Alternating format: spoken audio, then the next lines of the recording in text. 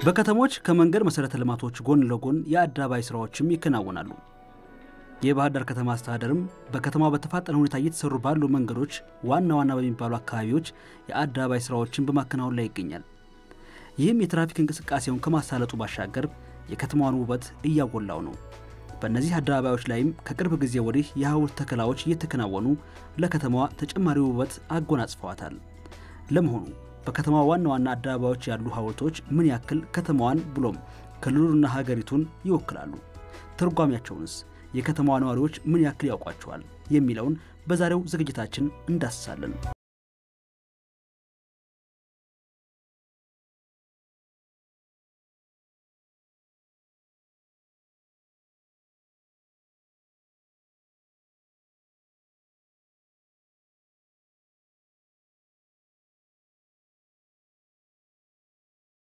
ባህር ዳር ያሉ አደባባዮች የተለያዩ አደባባዮች አሉ። እነዚህ አደባባዮች አንዳንዶቹ አደባባዮች ክፍት የሆኑና ሐውልት የሌላቸው አሉ። ከዛ ውጪ ግን ሐውልትም ያላቸው አሉ። መቼ እንደተጀመሩ እንደሚታወቀው በኃይለ ሥላሴ ጊዜ አንድ ሐውልት ጊዮርጊስ አካባቢ ያለ ሐውልት እና ጊዮርጊስ ቤተክርስቲያን አካባቢ ያሉ ሐውልቶች ከቤተክርስቲያኑ ግንባታ ህንጻው ጋር አብሮ የተሰሩ ሐውልቶች ናቸው ያሉና በዛ ወቅት ነው እነዚህ ዋና ሐውልቶች የተሰሩት ቀደምት ሐውልቶች። ከዛ በኋላ በተለያየ ጊዜ በተለይ አሁን በቅርብ ጊዜ ከተማዎችን በመናስቡበት ጊዜ አካባቢውን ሊገልጹ ይችላሉ የሚባሉ ሐውልቶችን የተመካከር ለመስራት ጥረት እየተደረገ ነው። እነዚህ ሐውልቶች በተለያየ ጊዜ እየተሰሩ እየተገነቡ ይገኛሉ። እኛው የምታየው የፓፒረስ አደባባይ ይባላል በተለምዶ። ፓፒረስ ያው ደንገል ነው። ከዛ በመነሳት የወጣ ነው። በጋምቢ ጠቅላላ ሆስፒታልና በከተማ አስተዳደሩ እንደዚሁም በግለሰቦች በጎ ፍቃድ በነፃ ለከተማ አስተዳደሩ የተበረከተ ነው።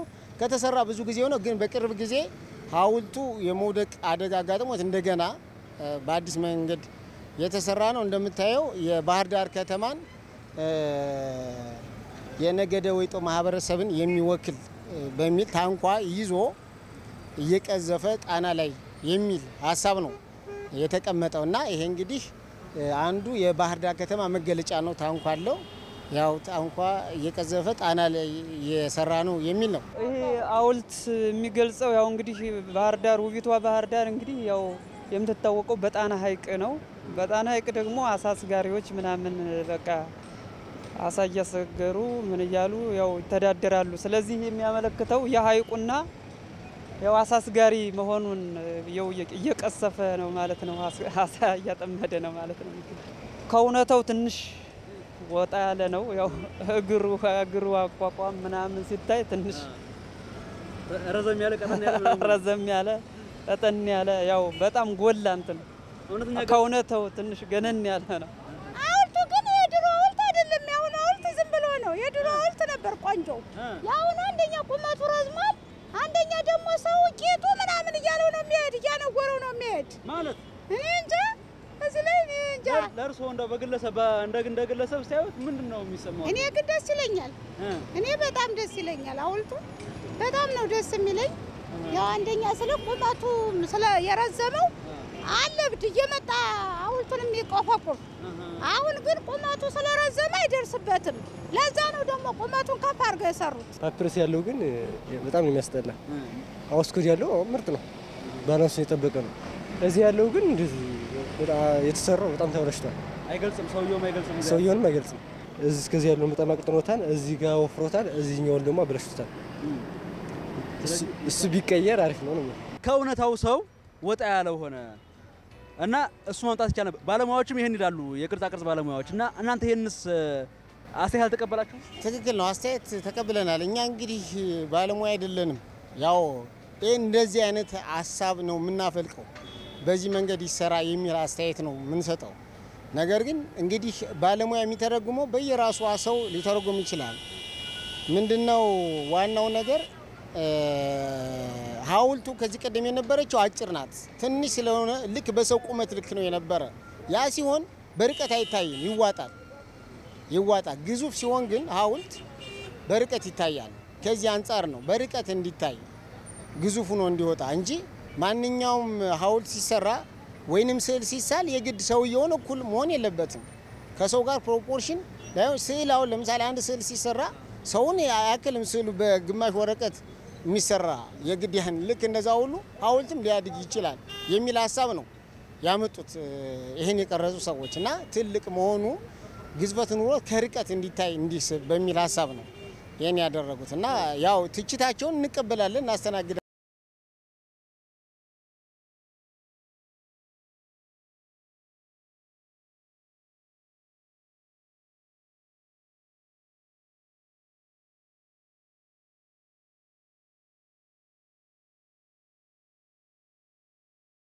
መስተዳድር ፊት ለፊት ያለ ሐውልት አለ። ይህ ሐውልት ዋናው ሐሳቡ ምንድነው? ሶስቱን የመንግስት መዋቅር አካሎችን የሚያሳይ ነው። ህግ አውጪ፣ ህግ ተርጓሚና ስራ አስፈጻሚ የሚለውን ላይ የክልሉ አርማ አለበት። ስለዚህ ይህንን ለመግለጽ ተሞክሮ ነው የተሰራው። ስለዚህ እነዚህ ነገሮች አንድ ሀገር ላይ በቋሚነት ዲሞክራሲያዊ በሆነ ሀገር ላይ በቋሚነት የሚቆሙ ሶስት ፒላሮች ሶስቱ የመንግስት መዋቅሮችን በማሳየት ላይ ነው የክልሉን አርማ እዛ ላይ የጎንደር ቅርጽ አለ፣ የላሊበላ አለ፣ የጭስ አባይ ፏፏቴ አለ። እነዚህ ነገሮች አካቶ እዛ ላይ የተቀመጠ ነው። ይህ አደባባይ አንድነት አደባባይ ነው የሚባለው። የአንድነት ፎርሞችን ነው እዚህ ጋር የተገለጹት። እኛ የራሳችን ባህል፣ ቅርስ፣ እደ ጥበብ፣ ሙያ ሁሉም ነገር እንዳለን ነው የሚያመላክተው። እዚህ ጋር በተለይ አማራ ክልል ላይ ያሉት ቅርሶችና እደ ጥበቦችን ሁሉ እዚህ ጋር ከጀርባቸው ላይ የሚያሳይ ነው። ጥልፍንም ራሱ የሚያሳይ ነውና ጀርባ ላይ ያለው የተለያዩ ጌጣጌጦች የሚያሳየው አማራ ክልል የሚገኙ የጥበብና የገዳማት የተለያዩ ታሪካዊ ቅርሶችን ሰባስበን ነው እዚህ ጋር የገለጽናቸው። እግረ መንገዱን ደግሞ ሴቶች በእደ ጥበብ ላይ የነበራቸውን አስተዋጽኦ ገልጸን ነው እዚህ ጋር ያስቀምጥነው። እኔ ማረኩኝ እዚህ ካስተዳደሩ ፊት ያሉት እዚህ ጋር ኢትዮ ስታር አካባቢ እዛ ያለው ነገር በጣም ደስ የሚል ነገር ነው። እዛ ጋር ያየሁት ነገር በጣም ደስ የሚል ለምሳሌ እዛውን ሶስት የመንግስት አካላት ነገር አሉ እንትኖቹ ጋር ያለው ትርጓሜ ህግ አውጪ፣ ህግ አስፈጻሚና ምናምን የሚለው ነገር እሱ ጋር ያው ፍትሃዊነትንም ለመግለጽ ይመስለኛል ያለው ነገር ያየሁት እና ደስ የሚል ነገር ነው እዛ ያየሁት ነገር።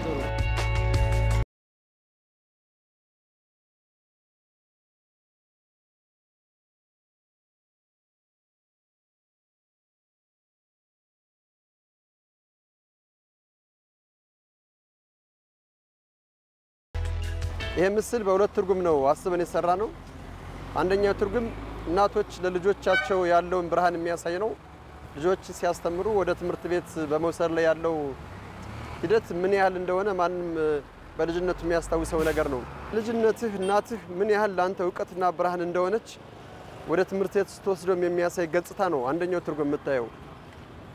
እናት ወደ ትምህርት ቤት ልጆች እንዴት እንደምትወስድና እንዴት እንደምትንከባከብ የሚለው ብቻ ሳይሆን ለልጆች ምን ያህል የዕውቀት ምንጭ የብርሃን ምንጭ እንደሆነች ለማመላከት ነው የመጀመሪያው ትርጉሙ። ልክ ከሰው ቁመት በላይ ገዝፋ የምትታያት የኢትዮጵያን ምስል በመውሰድ ነው። ኢትዮጵያ ብዙ ዩኒቨርሲቲዎች፣ ብዙ ትምህርት ቤቶች፣ ብዙ ኮሌጆች ልጇን የማስተማር ሁኔታ ነው ያመላከት ነው። ስለዚህ እናት ኢትዮጵያ ልጇን ታስተምራለች የሚለው ሁለተኛውን ትርጉም ይዘን ነው የሰራ ነው። ከላይ ያለችው እናት ኢትዮጵያ ልጇን ታስተምራለች የሚለው ከአብሯት የያዘችው ልጅ ብቻ አይደለም። ታች ላይ ትልልቅ ጎረምሶች ልጆች ናቸው። በዛም አንዲት ልጅ አለች። ልጆች ናቸው፣ የሴትየዋ ልጆች ናቸው እና ታስተምራለች የሚለውን ትርጉም ሲይዙ በመመራመር ላይ ያለውን ሂደት የሚያሳይ ነው። እዚህ ጋር ፊት ለፊት የምታየው ሰውዬ እጅግ በጣም በማሰብ ላይ በመመራመር ላይ የሚያመላክት ሀሳብ ነው እና እዛች ላይ ደግሞ መጽሐፍ ይዛ የራሷን ጽሁፍ ለመጻፍ በስነ ጽሁፍም በድርሰቱም ሙከራ የምታደርግ ሴት የምታሳይ ነው። በዛኛው ጫፍ ላይ ያለች ሴትየዋ ምን ታደርጋለች መሰለ? ወደ ትምህርት ቤት ነው ብላ እንትን የምትለው እቺ ሐውልቷ ትምህርት ቤቱን እንትን እንዲህ አድርጋ ይዛ እና በዚያ ነው ደስ የምትለኝ። ወደ ትምህርት ቤት ሄዱ ጭንቧን ይዛ ከልጇ ጋራ እንደዚህ ያለ ተግባር ትልቅ ተግባር እኮ ነው። አሁን ያውም ያገርቼ ናት። ይሄ ያሁኑ መጤ አይደለም ልብሷ ምናምኗ ስለዚህ እሷን ሳይ ደስ ይለኛል። ባህል ነው የድሮ ሰው ናታ። አለባበሷ ሁሉም ነው። የሐውልት አንድ እናት ናት ልጇን ይዛ ተማሪ እያለች እየወተተችው ነው። ችቦ ነው ይዛ እንትን የምትለው ብርሃን ነው። በቃ መማር ወደፊት ብርሃን ነው የሚለውን ነገር ያሳያል። አንደኛ ነገር ሐውልቱ ቦታውን የያዘ ነው። ፔድ አለ፣ ፖሊ አለ፣ ዩኒቨርሲቲዎች መሀል ስለሆነ በጣም ገላጭ የሆነ ሐውልት ነው። እና በጣም ጥሩ ስሜት ነው የሚሰማኝ ይህን ሳየው። ከአባይ ጓዳ ጥበብ ሲቀዳ የሚለውን ትርጓሜ ያለው እዚህ እንደምታያቸው ያው ተማሪው እንዴት ህፃናት ወደ ትምህርት ቤት እንዴት እንደሚሄዱ እና ሁሉን ነገር ያሳየናል እና ይህንን ነገር በጣም ደስ የሚል ነገር ነው።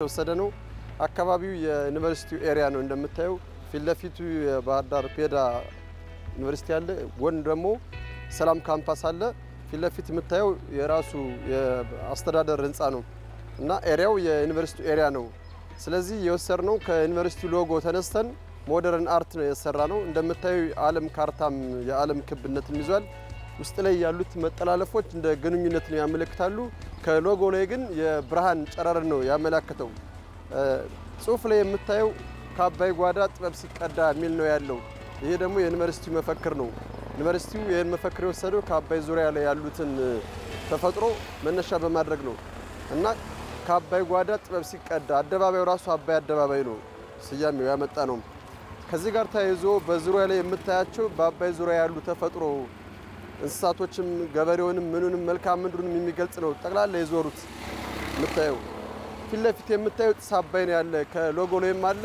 እዚህ ፎርም ላይም አለ ጥስ አባይ ፏፏቴ ነው አሁን ፋውንቴኑ ስላልሰራ ነው እንጂ ፋውንቴኑ ሲሰራ ጥስ አባይ ፏፏቴ እየፈሰሰ ይታይ ነበር አንድም ባህር ዳር ጥስ አባይ አካል ጥስ አባይ ባህር ዳር አካል ነው የቱሪስት መስህብ ነው ያን መስህብ በዚሁ አጋጣሚ ለማሳየት ሐውልቱ ያው ደስ ብሎኛል ምክንያቱም ድሮ የተረሱት ነገሮች አስተውሻቸዋለሁ አይቻቸዋለሁ የገጠር ሰው ታሞ ምናምን ባልጋ ላይ የሚሄዱት እነሱን አስተውሻለሁ እንደገና የግብርናዎች ገበያ ሲሄዱ ምናምን አውሬዎች ምናምን እነዚህን ተረድቻለሁ የሐውልቱ በጣም ተመችቶኛል ዮናታን እባላለሁ የምኖረው ከእንጅባራ ነው አሁን ግን ለክረምት ለረፍት ባህር ዳር መጥቼ ነው እና ባህር ዳር ከመጣሁ 2 ሳምንት ሆኖኛል ባህር ዳር ቆንጆ ነች ያው ለመዝናናት ትመቻለች እዚህ ጋር የምናያቸው ነገሮች ግን ሪሊ የኛው ማንነቶች ናቸው እዛ ጋር አሁን ለምታያቸው ነገሮች ለምሳሌ በሮች አሉ ያረሱ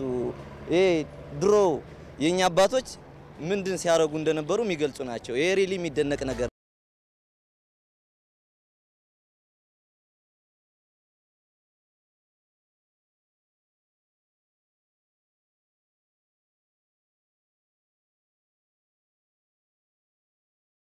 አሁን የምንገኘው በባህር ዳር ከተማ በተለምዶ አውስኩር አደባባይ ተብሎ በሚጠራው አካባቢ ነው እዚህ አካባቢ በሚገኘው አደባባይ ላይ ደግሞ በቅርቡ የተተከለ ሐውልት አለ ሶስቱ የሚገልጹት ያው የክልላችን ያሉ ነዋሪዎችን ለመወከል ጥረት የተደረገበት ነው ያለው ላይ ያለው አገልግል ደግሞ የባህር ዳር ከተማ ባህር ዳር በኢትዮጵያ ደረጃ የምትታወቅበት የባህር ዳር ከተማ አገልግልን ነው የሚገልጸው ስለዚህ አርሶ አደር አለ ሴቶች አሉ አንዷ የከተማን ሴት አንዷ ደግሞ የገጠር የአርሶ አደር ሴትን በመግለጽ የከተማችንን ማህበረሰብ የሚገልጽ ቅርጽ ለመስራት ነው የተሞከረው ላይ ያለው ያው አገልግሉ ባህር ዳር የምትታወቅበት በተለይ ባህር ዳር በሀገርም ደረጃ ሆነ ወደ ውጪ የሚመጡ ሰዎች እንግዶቻችን ልክ እንደ ትልቅ ስጦታ የሚቆጠሩት ነገር ስለሆነ ይሄ እነዚህ ሰዎች እንኳን ደህና መጣችሁ ወደ ባህር ዳር በማለት ስጦታ በመስጠት መልክ ነው ሐሳቡ የተቀመጠው ስራው ሙሉ በሙሉ አላለቀም አሁን ይሄ የስራው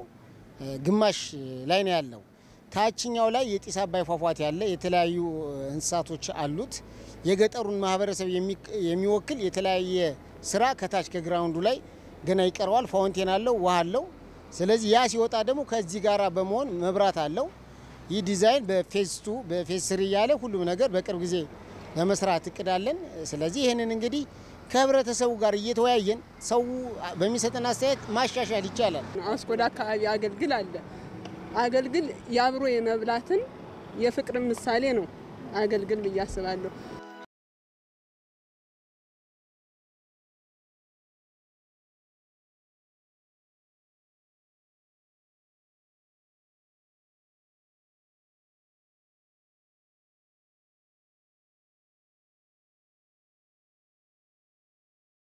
ያለው አደባባይ ይሄ አደባባይ የተሰራው 2000 ዓመተ ምህረት አካባቢ ነው ይህ አደባባይ እንግዲህ ከዚህ ቀደምም ገልጫዋለሁ በዛ በወቅቱ የነበሩ ሰዎች እንዳሰሩት ስፖንሰር አድርጎ ያሰራው ጤና ቢሮ ነው።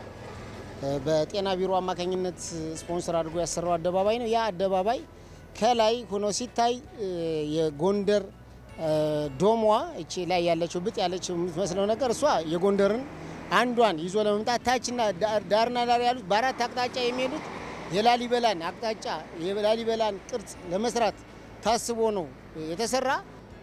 ገጠር መንገድ አካባቢ ያለው ደግሞ አይገባኝም። ብዙ ጊዜ አስተውየዋለሁ። ቦታውን አይገልጽም፣ አገሩን አይገልጽም፣ ምን እንደሆነ ራሱ አይገባኝም። ምክንያቱም አገሩን የሚገልጽ መሆን አለበት ወይም አካባቢውን የሚገልጽ መሆን አለበት፣ ልክ እንደዚህ ሐውልት ማለት ነው። እና ያ ከምን አንፃር እንደተሰራ ራሱ ጠይቄ መልስ አላገኘሁለትም።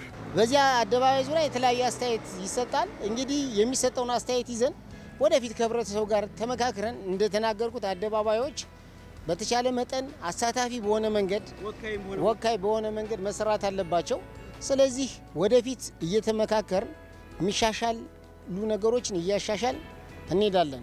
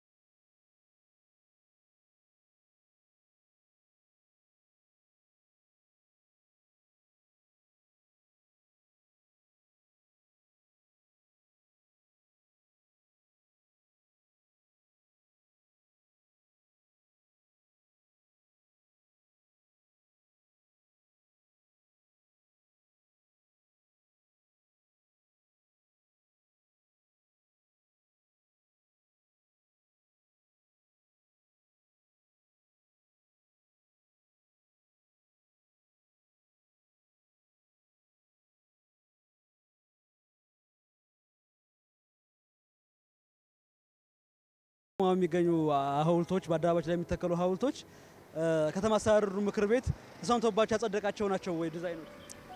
አዎ እነዚህ አደባባዮች የከተማ አስተዳደሩ በምክር ቤት ደረጃ የጸደቁ አይደሉም። አብዛኛውን አደባባዮች ይሄ በተወሰነ በስራ አስፈጻሚ ደረጃና በጽህፈት ቤታችን ደረጃ እንደዚሁም የተለያዩ ባለሙያዎች አስተያየት ይሰጡባቸዋል። ለምሳሌ ክልል ርዕሰ መስተዳደር አካባቢ ያለውን ያው ተወያይተን ብዙ ውይይት ተካሂዶ የክልል ሰዎችም ተወያይተን የስፖንሰር ያደረገውም የጥረት ኮርፖሬት ከነሱ ጋር ተወያይተን ነው የተሰራ። የባህር ዳር ዩኒቨርሲቲ ፍላጎት ምንድነው ጥናት ተካሂዶ እንዴት ይሁን በሚል ነው እንጂ በምክር ቤት ደረጃ ጸድቀው የተሰሩ የሉም። ወደፊት ግን ለምሳሌ ጊዮርጊስ ቤተክርስቲያን አካባቢ ባህር ዳር ላይ ያለው ትልቁ አደባባይ ከተማውን የሚወክል አደባባይ ለመስራት ወደፊት እቅድ አለን። በቃ አይከን የሚሆን በቃ ወደፊት ብዙ ህዝብ ተሳትፎበት ብዙ አስተያየት ተሰጥቶበት ነው እዛ ላይ የሚሰራ።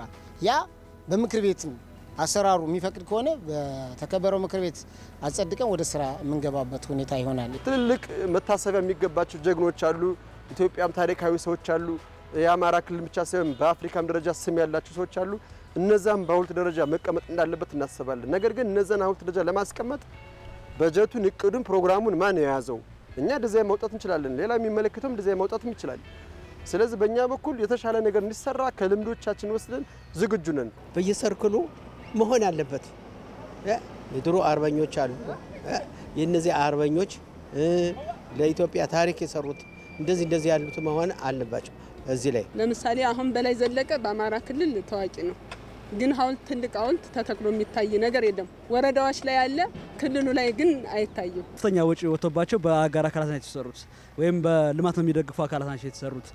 ከተማ አስተዳደሩ ለዚህ ራሱን የቻለ በጀት በጅቶ ያውቃል ወይ?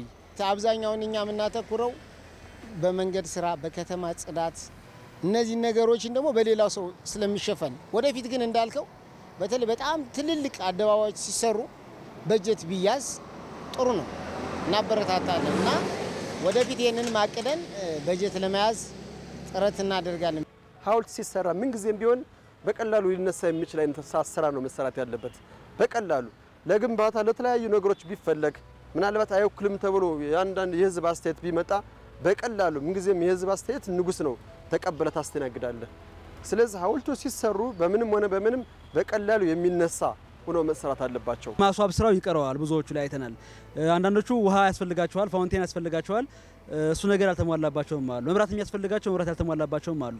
እዚህ ላይስ ገፍታችሁ ያልሰራችሁ ለምንድን ነው? አሁን ለምሳሌ ፓፒረስ አደባባይ በተለምዶ እዛ አካባቢ ጋምቢ ጠቅላላ ሆስፒታል ያሰራው ሁሉ ነገር ተሟልቷል። ነገር ግን የመብራት እጥረት አለው። ባለ 3 ፌዝ ወይም 3 ፌዝ ፓወር ነው የሚያስፈልገው። እሱንም ከፍለናል። በእኛ በኩል ወደ 129 ሺህ ብር ከፍለናል።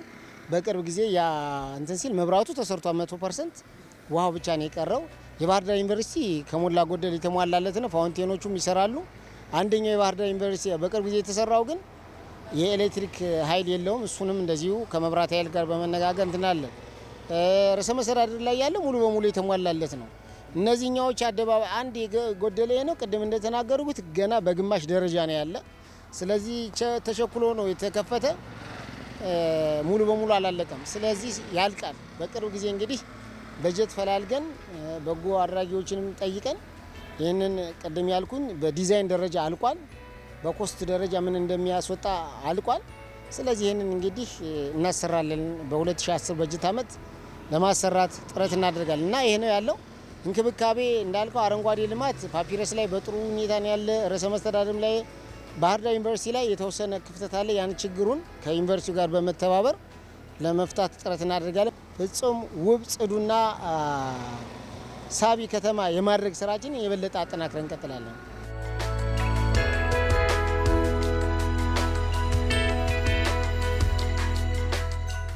በባህር ዳር ከተማ አደባባዮች ላይ ያሉ ሐውልቶች ከውበትም ባለፈ የማንነት መገለጫ የኛነታችን ወካይ ናቸው። በከተማው ዋና ዋና መንገዶች ላይ ያሉ አደባባዮችንና ሐውልቶችን የመጠበቅና የመንከባከብ ተግባሩ የሁሉም የከተማዋ ነዋሪዎች ኃላፊነት ሊሆንም ይገባል።